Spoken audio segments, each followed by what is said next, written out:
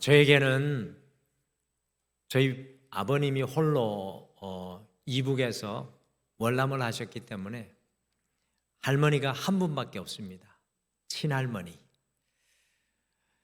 어릴 적 제 기억에 할머니를 만나면 언제든지 마음이 참 푸근하고 평안하였습니다.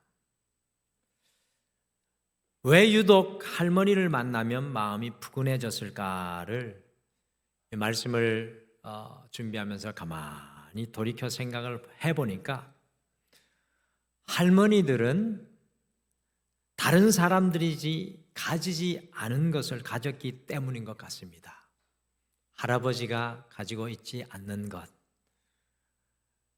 부모님이 가지고 있지 않는 것을 할머니가 가지고 있는 것이 있다는 것을 깨닫게 되었습니다.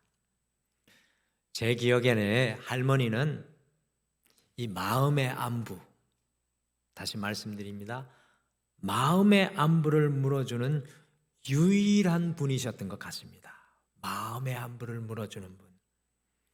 할머니는 세상과 달리 판단과 비판, 평가를 하지 않으시고 언제든지 만날 때마다 한박 웃음을 보여주시면서 환영을 해주시고 칭찬해 주시면서 저에게 이렇게 말해 주셨습니다. 괜찮냐? 괜찮냐? 마음의 안부를 물어주시는 유일한 분. 그 할머니 앞에서는 더 많이 치장할 필요도 없었고 더 많이 보일 필요도 없었고 세상에 하듯이 경쟁적일 필요도 없었습니다. 나의 있는 모습 그대로 괜찮냐고 물어봐 주시는 할머니의 마음의 안부가 얼마나 큰 위로였는지 알 수 없습니다. 저는 우리 주님께서 오늘 이 예배를 통해 우리 각 사람에게 마음의 안부를 물어주신다는 것을 믿습니다. 사랑하는 내 딸아, 사랑하는 내 아들아, 괜찮냐? 괜찮냐? 그래서 오늘은 우리 좀 앞뒤 좌우분들에게 혹시 이 자리에 주님이 가깝게 느껴지지 않는 분이 있을까 봐 주님 닮은 마음의 안부로 서로 인사해 주셨으면 좋겠습니다. 준비되셨죠? 그렇게 하려면 준비를 좀 하셔야죠. 우리가 할머니가 아니니까 좀 준비를 하시고 얼굴에 미소도 좀 띄세요. 제가 할머니 이야기하니까 막 그리우셔서 심각해지는데 그러지 마시고 마음의 안부를 서로 인사합시다. 이렇게 인사하시면 좋겠습니다. 정말 반갑습니다. 잘 될 것입니다. 우리 같이 인사하시죠. 정말 반갑습니다. 잘 될 것입니다. 아멘.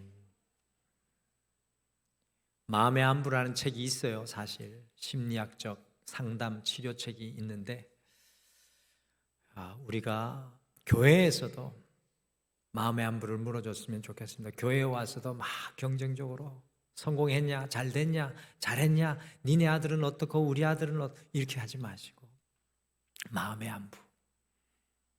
잘 괜찮으세요? 잘 될 줄 믿습니다.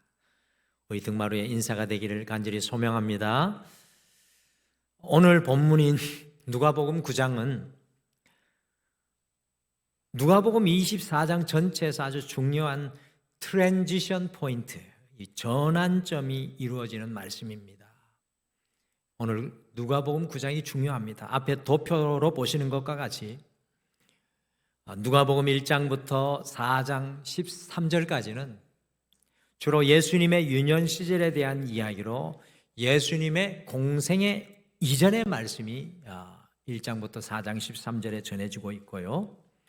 4장 14절부터 9장 50절까지는 예수님의 갈릴리 사역으로 이 능력과 권위로 병자들을 고치시고 하나님의 말씀을 갈릴리에서 약 2년 이상 전하는 내용이 바로 4장 14절에서 9장 50절까지입니다. 그리고 9장 51절부터 19장 27절까지는 예수님께서 십자가를 지기 위해서 예루살렘으로 향하는 트래블로그, 트래블로그, 여행담으로 십자가의 죽음과 부활에 대해 제자들에게 말씀하시는 내용입니다.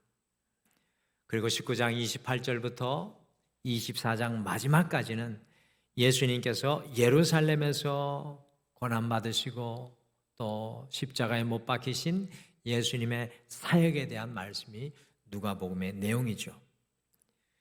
수많은 기적과 역사를 베푸신 갈릴리 사역을 예수님께서 이제 2년간 제자들에게 보이시고는 이제 십자가를 지기 위해서 예루살렘으로 향하시기 전에 예수님께서 친히 제자들에게 오늘 질문하고 계십니다.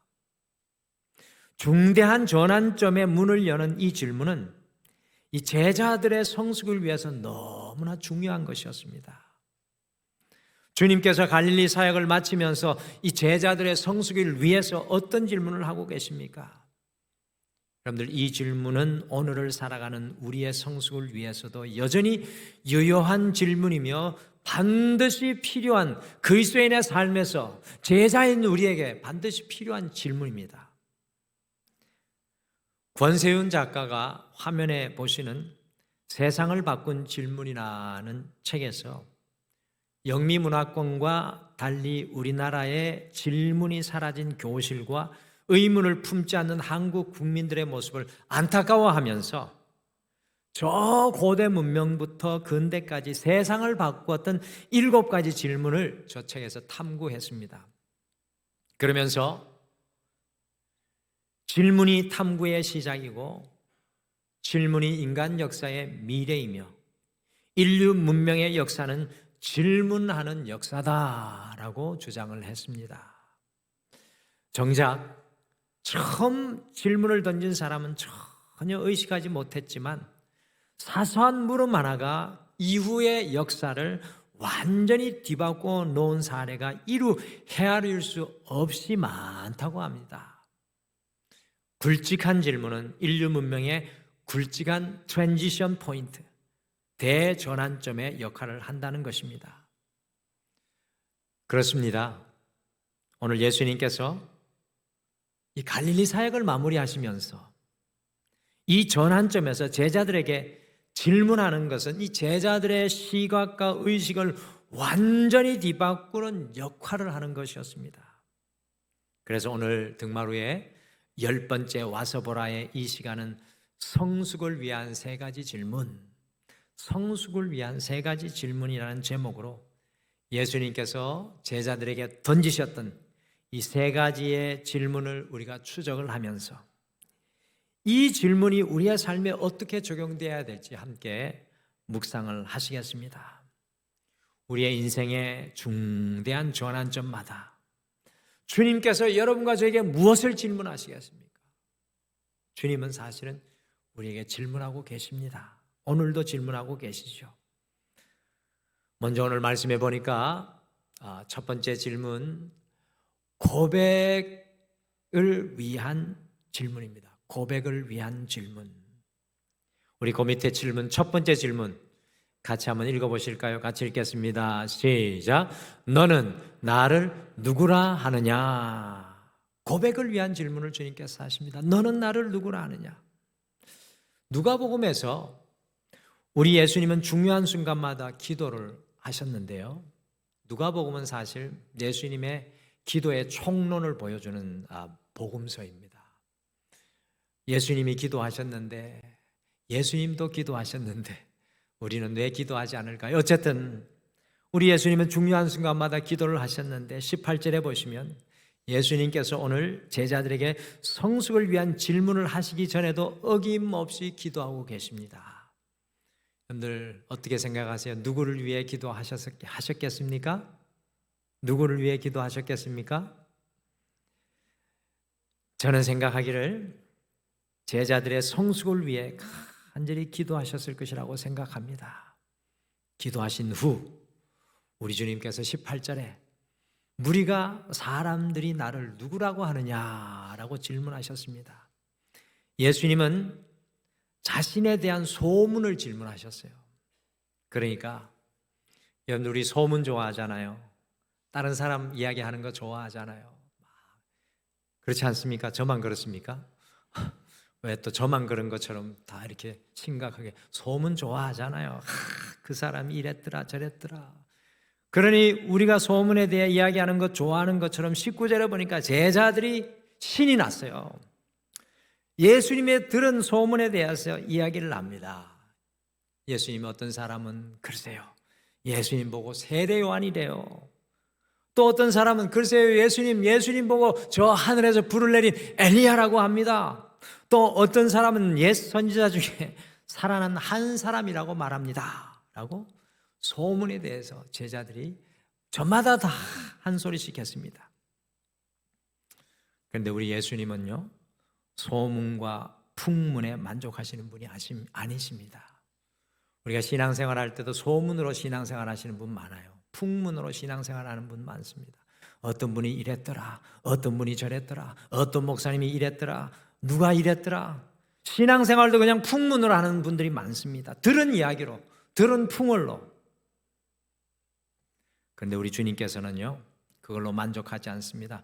마치 화면에 보이는 이런 모습으로, 마치 화면에 보이는 이 그림의 모습으로 20절에서 너희는 나를 누구라 하느냐라고 제자들에게 질문하셨습니다. 그러니 제자들의 대표인 베드로가 예수님의 갈릴리 사역을 바라보며 깨닫고 알게 된 고백을 제자들을 대표해서 고백합니다. 뭐라고 20절에서 고백하고 있습니까? 하나님의 그리스도이십니다. 같은 고백인데 마태복음 16장 16절에는 우리가 좀 더 기억하고 싶은 고백으로 성경이 번역되어 있습니다. 우리 마태복음 16장 16절 한번 읽어보실까요? 16장 16절 화면으로 읽겠습니다. 시작. 시몬 베드로가 대답하여 이르되 주는 그리스도시요 살아계신 하나님의 아들이시니이다. 오늘 베드로의 이 고백이 초대교회 성도들의 고백이 되어가지고 자신이 그리스도인인 것을 다음과 같이 물고기로 표현을 했습니다. 앞에 보이는 것처럼 물고기 안에 새겨진 성경의 원어인 헬라어는 익투스라는 말입니다. 저 헬라어의 대문자 철자로 표기된 것은 익투스라는 말로 물고기라는 뜻인데 그 헬라어 철자 하나하나에 베드로의 고백이 숨겨져 있습니다.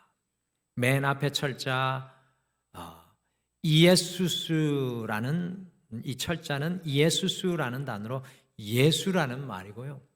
두 번째 글자는 크리스토스라는 단어로 그리스도를 말하며 세 번째 철자는 테우라는 단어로 하나님이고 이 네 번째 철자는 휘오스라는 단어로 아들이라는 뜻이고 마지막 철자는 소테르라는 단어로 구원자라는 뜻입니다. 그래서 이 물고기 안에 새겨진 익투스라는 글자는 베드로의 고백인 주는 그리스도시요 살아계신 하나님의 아들 구원자 예수 그리스도를 고백하는 표시입니다.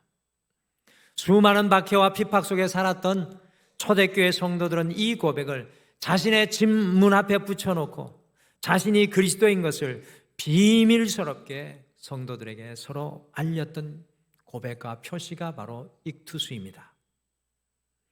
오늘날 이것을 또한 우리 그리스도인도 사용하고 있지를 않습니까?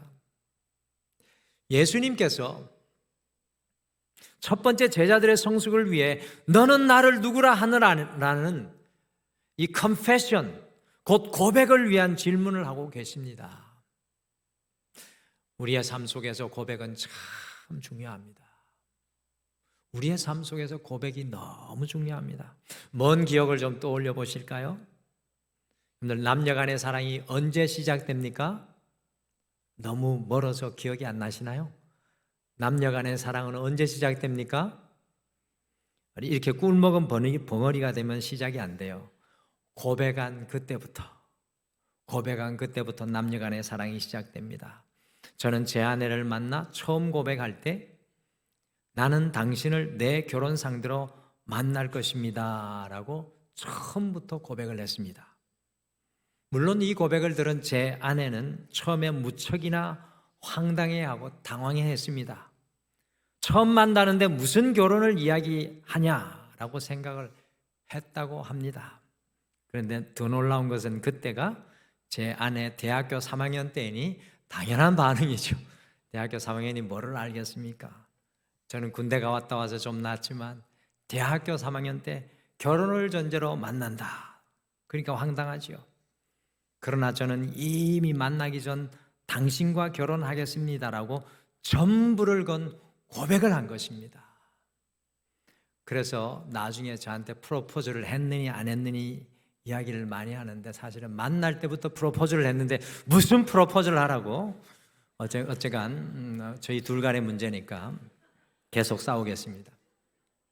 이 남녀 간의 사랑이 고백을 통해 시작되는 것과 같이 주님을 향한 우리의 고백은요, 주님과 함께하는 이 새로운 길이 되고 계단이 되어서 우리를 새로운 삶의 장으로 이끌어가는 겁니다. 여러분, 이것이 너무 중요합니다.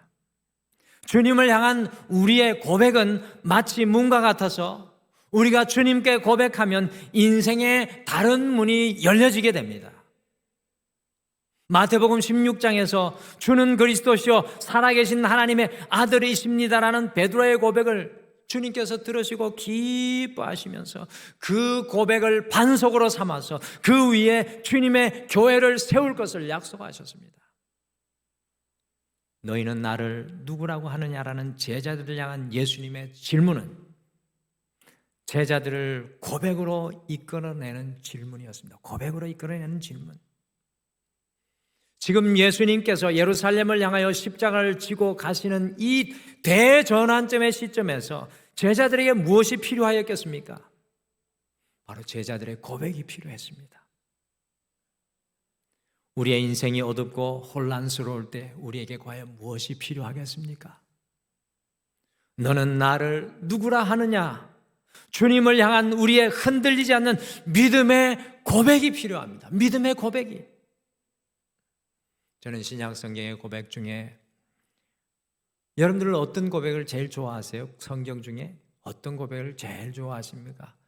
목사님 생각나는 게 여호와는 나의 목자시니 밖에 없어요. 그러면 안 됩니다. 여러분들이 제일 좋아하는 고백은 무엇입니까? 저는 신약 성경 중에 요한복음에 나오는 도마의 고백을 가장 좋아합니다.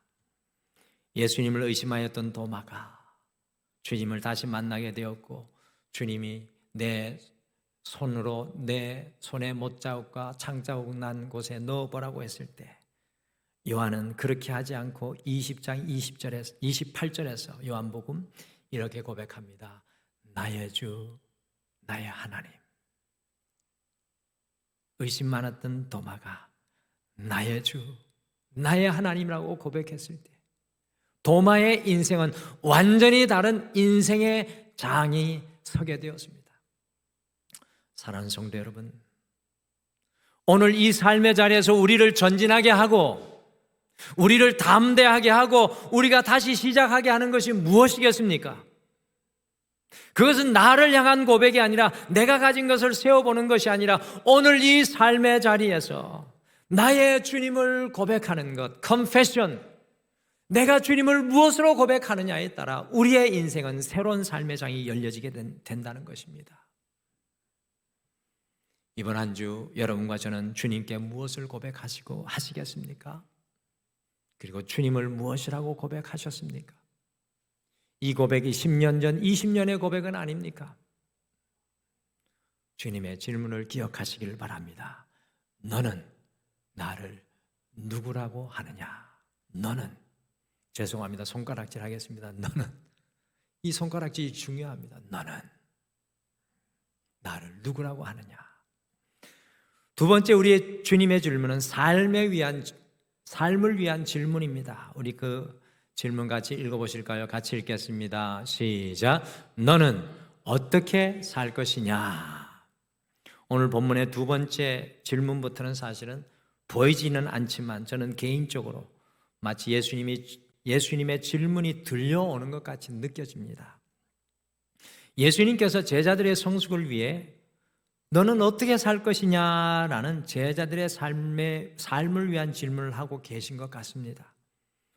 앞에서 말씀드렸듯이 권재원 작가는 세상을 바꾼 질문이라는 책에서 세상을 바꾼 7가지 질문 중에 반 이상은 모두 다 인간은 어떻게 살 것이냐라는 삶에 관한 질문이었습니다.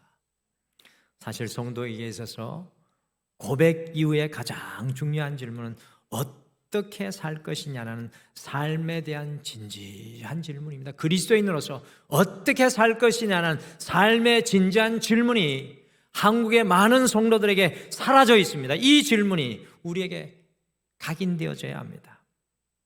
오늘 우리가 드리는 이 예배의 궁극적인 목적은요, 하나님의 은혜를 받고 단순히 주님 앞에 고백만 하는 시간이 아니라, 그러면 너는 어떻게 살 것이냐, 나는 우리의 삶을 바꾸는 질문을 품는 시간입니다. 예수님께서는 제자인 우리에게 어떤 삶을 살 것을 도전하고 계십니까? 우리는 과연 어떻게 살아가야 하겠습니까? 여기에 대한 가장 중요한 말씀을 예수님께서 바로 이 전환점의 시간에서 제자들에게 말씀하고 계십니다. 같이 누가복음 9장 23절 말씀을 같이 읽겠습니다. 23절 같이 읽겠습니다. 시작. 또 무리에게 이르시되 아무든지 나를 따라오려거든 자기를 부인하고 날마다 제 십자가를 지고 나를 따를 것이니라. 아멘. 그리스도인인 우리는 날마다 너는 어떻게 살 것이냐라는 질문을 하고 살아야 합니다. 주님의 제자로, 하나님의 백성으로 나의 이 고백을 붙잡고 어떻게 살아갈 것이냐, 이 질문이 우리에게 분명히 각인되어져야 합니다. 이 질문을 통해 화면과 같이 성도의 이 3가지의 삶을 우리의 삶의 현장에서 매 순간 우리는 살아가기를 결단하고 또 결단해야 합니다. 성도인 우리는 먼저 첫 번째로 주님을 따르기 위해 자기를 부인해야 합니다. 자기를 부인한다는 것이 무엇입니까? 우리 자신에 대해서는 아니요 라고 하고 예수님에 대해 예라고 대답하는 것입니다. 성도는 자아가 앞서는 삶이 아니라 모든 순간에 예수님이 앞서는 삶을 살아가야 합니다. 오늘 예배를 통해서 삶의 자리를 바꾸는 역사가 일어나야 될 줄 믿습니다. 예배를 드릴 때마다 우리의 인생의 삶의 자리가 바꾸어지셔야 합니다. 내가 앞선 삶에서 주님이 앞선 삶으로 삶의 기준이 바뀌어야 됩니다. 두 번째로 우리가 자기 자신을 부인하고 예수님께 예라고 대답하면 그 다음에 우리가 날마다 져야 할 십자가가 생기게 됩니다. 여러분들 굉장히 중요합니다. 어떤 분은 목사님 십자가를 져라고 하는데 뭐를 져야 될지 모르겠습니다. 그거는 예수님 나에 대해서 아니요라고 하지 않고 나에 대해서 예스라고만 하고 있기 때문입니다. 나에 대해서 아니요라고 하고 주님께 예라고 대답하면 우리 눈에 반드시 져야 할 십자가가 보여집니다. 우리가 앞서면 우리 자아가 중심이 되면 져야 할 십자가가 보이지 않습니다. 여러분들 우리가 우리의 직장 속에서 나에게 아니요 라고 대답하고 예수님께 예라고 대답하면 우리가 져야 할 겸손과 섬김의 십자가가 반드시 보이게 됩니다. 우리가 교회에서 나에게 대해서 아니요 라고 대답하고 예수님께 대하여 예라고 대답하면 우리가 져야 할 헌신과 사랑의 십자가가 분명히 보여집니다. 우리가 가정 속에서 나에게 아니요라고 대답하고 예수님께 예라고 대답하면 우리가 져야 할 그 십자가, 가정의 십자가가 내게 분명히 보여지게 되는 것입니다. 오늘 져야 될 십자가가 없습니까? 그것은 주님께 내가 예스라고 대답하고 있지 않기 때문에 그렇습니다. 여러분들 이 십자가를 어떻게 해야 합니까? 23절에 보면 영어로 이렇게 되어 있습니다. daily, 곧 날마다 져야 한다고 합니다. 그리고 나를 따르라 하고 말씀하죠. 사랑하는 성도 여러분, 오늘 예수님께서 우리에게 삶에 대해 질문하십니다. 너는 어떻게 살 것이냐? 이번 한 주 어떻게 살 것입니까? 우리 자아에 대해서는 아니요라고 대답하고 예수님께 예라고 대답하며 날마다 우리가 져야 할 십자가를 지고 예수님을 따를 수 있는 여러분과 제가 되시기를 간절히 축복합니다. 너무나 중요한 그리스도인의 삶입니다. 여러분들 주보에 이 말씀이 정리가 되어 있는데 꼭 다시 되새겼으면 좋겠습니다. 마지막으로 예수님께서 증언을 위한 질문을 하십니다. 마지막 질문 읽어보실까요? 같이 읽겠습니다. 시작. 너는 무엇을 위해 살 것이냐? 누가복음 9장 26절을 통해서 예수님은 제자들의 성숙을 위해서 세 번째 질문을 간접적으로 하고 계십니다. 우리 누가복음 9장 26절을 같이 읽겠습니다. 9장 26절 같이 읽겠습니다. 시작. 누구든지 나와 내 말을 부끄러워하면 인자도 자기와 아버지와 거룩한 천사들의 영광으로 올 때 그 사람을 부끄러워하리라. 아멘. 예수님의 26절의 이 말씀은 고대의 수사학적인 표현으로 곡언법이라고 합니다. 곡언법. 저는 이상하게 발음이 잘 안 되는 곡언법. 어쨌든 발음이 잘 안 돼요. 한국말인데도. 이 화면에 보시는 것과 같이 곡언법은 표현하려는 것을 빙 둘러서 말하여 뜻을 도리어 강조하는 효과를 내는 것이 곡언법입니다. 감사합니다. 아이고. 예수님께서 여기에서 빙 둘러 더 강조하려는 것이 과연 무엇이었을까요? 누가복음 9장 26절을 예수님의 마음과 뜻을 살려가지고 이렇게 등마루 버전으로 바꿀 수가 있겠습니다. 여러분들은 성경을 함부로 바꾸면 안 됩니다. 같이 누가복음 9장 26절을 등마루 버전으로 함께 읽으실까요? 같이 읽겠습니다. 시작. 누구든지 나와 내 말을 자랑하면 인자도 자기와 아버지와 거룩한 천사들의 영광으로 올 때 그 사람을 자랑하리라. 아멘. 예수님께서 26절을 통해 너는 무엇을 위해 살 것이냐라는 증언을 위한 질문을 제자들에게 하고 있습니다. 성도인 우리는 무엇을 위해 살아야 합니까? 성도인 우리는 무엇을 하든지 무엇을 먹든지 어디에 있든지 예수님을 자랑하는 삶을 살아가야 합니다. 그것이 바로 예수님을 증언하는 삶이고 증인된 성도의 삶입니다. 여러분 한번 돌아보십시오. 지금까지 이 순간까지 우리 성도님들은 무엇을 위해 달려오셨습니까? 지금 무엇을 위해 살아가고 계십니까? 여러분과 저의 삶의 목적이 무엇입니까? 성도인 우리의 이 땅에서의 궁극적인 삶의 목적이 무엇입니까? 우리의 삶을 통해 주님을 자랑하는 것입니다. 주님을 드러내는 증인의 삶입니다. 저는 우리 등마루교회 모든 성도님들이, 오늘 이 예배 드리는 모든 성도님들이 다 온 생의 사정이 알아주는 부자 되시기를 간절히 축복합니다. 아멘이 이 정도 가지고는 안 될 텐데 별로 감흥이 없으시네. 어떤 교회는 다 부자 되시기를 바랍니다 그랬더니만 눈을 반짝 뜨고 아멘 하시. 다시 한번 말씀드립니다. 세상 가운데 놀라운 성공을 이루시기를 간절히 축복합니다. 세상 속에서 사람들이 부러워하는 삶의 자리와 위치에 서실 수 있게 되기를 간절히 축복합니다. 왜 이런 축복을 누려야 하겠습니까? 왜 이런 축복이 우리에게 필요합니까? 그것은 바로 우리가 예수님을 자랑하는 증인된 삶을 살기 위해서인 줄 믿으시길 바랍니다. 우리가 잘 먹고 우리가 잘 살고 세상 속에서 드러나기 위해서가 아니라 예수 자랑하는 삶을 살기 위해 여러분과 저는 하나님의 축복을 누려야 되는 줄 믿습니다. 우리가 가난한 이유가 무엇입니까? 우리가 부족하고 결핍하고 연약한 이유는 과연 무엇일까요? 우리의 삶에 늘 우리의 세계관에 우리의 삶의 목적과 소원에만 묶여있기 때문입니다. 우리가 가난한 이유는 우리의 세계관에만 사로잡혀 있고 우리의 삶의 목적과 소원에만 묶여있기 때문입니다. 우리 성도님의 삶의 목적과 목표가 무엇입니까?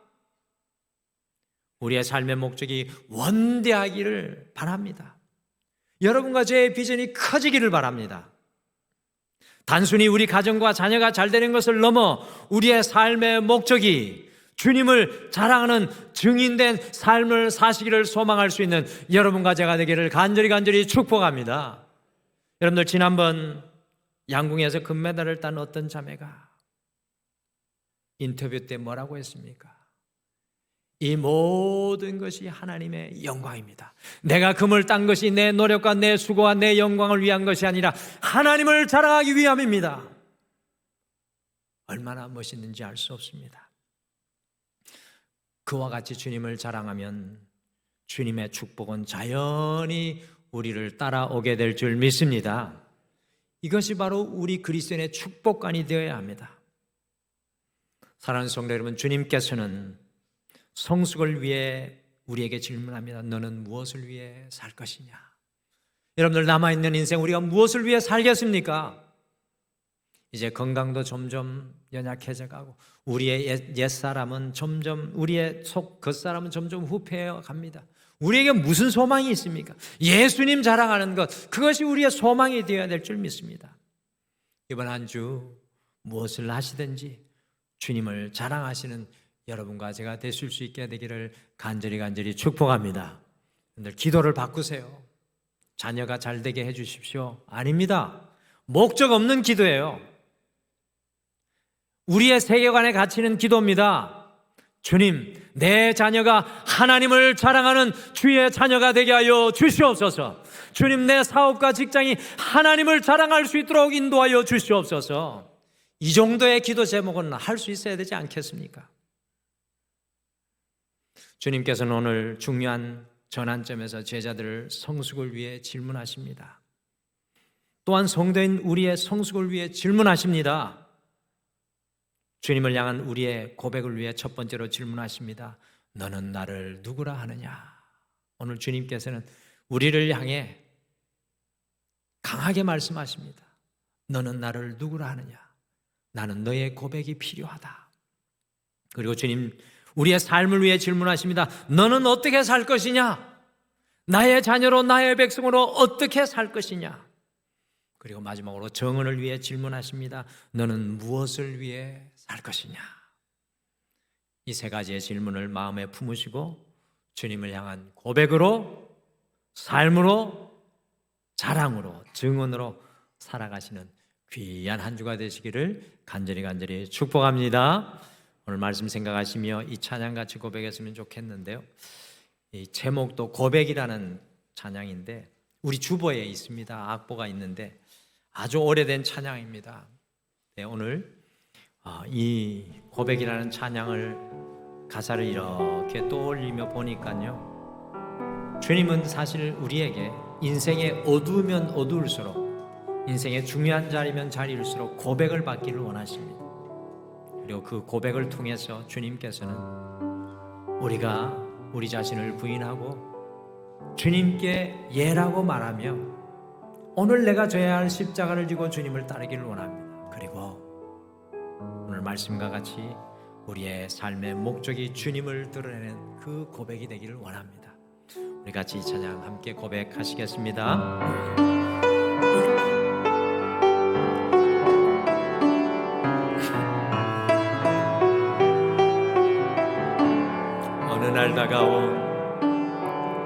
어느 날 다가온 주님의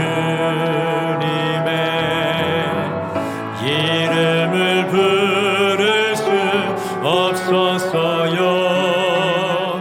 뜨거운 사랑을 느꼈지만 부를 수 없어서요.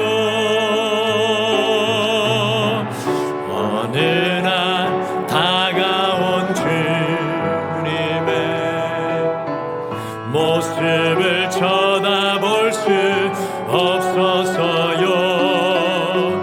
따뜻한 사랑을 느꼈지만 알아보지 못해서요. 비우지 못한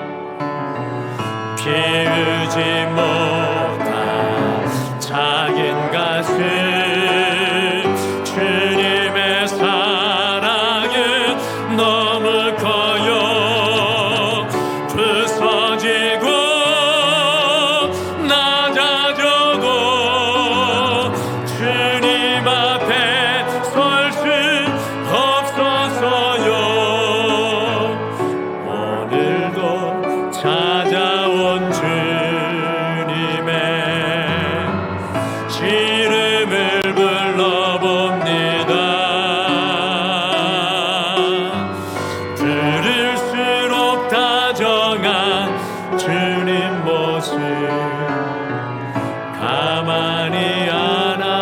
우리 다시 한번 고백하실까요? 어느 날 다가온 주님의 이름을 부를 수 없어서요. 뜨거운 사랑을 느꼈지만 부를 수 없어서요. 어느 날 다가온 주님의 모습을 전함 없어서요.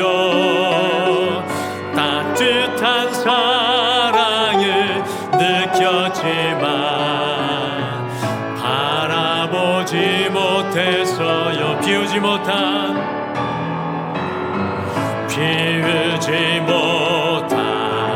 작은 가슴 주님의 사랑은 너무 커요.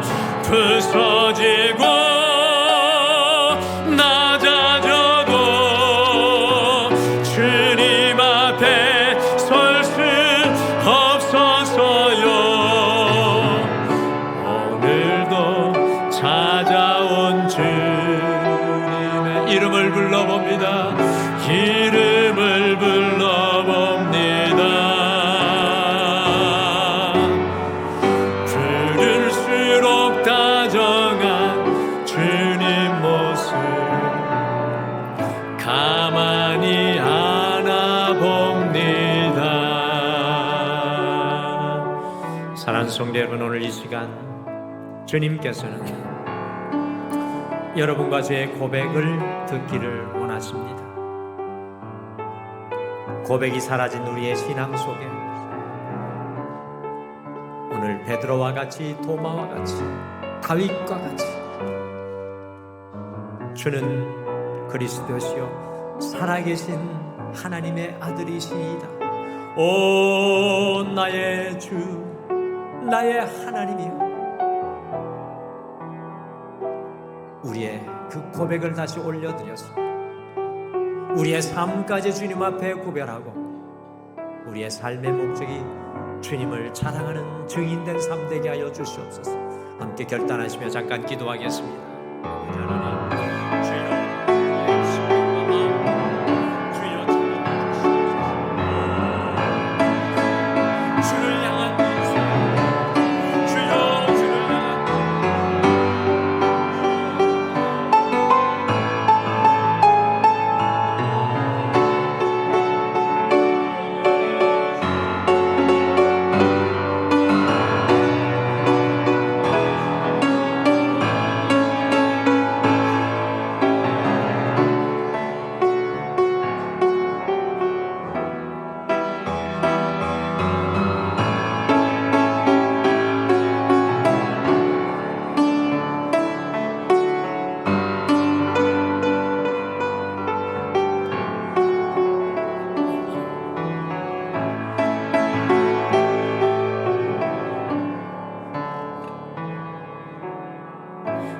오늘도 찾아온 주님의 이름을 불러봅니다. 부를수록 다정한 주님 모습 가만히 안아봅니다. 가만히 안아봅니다.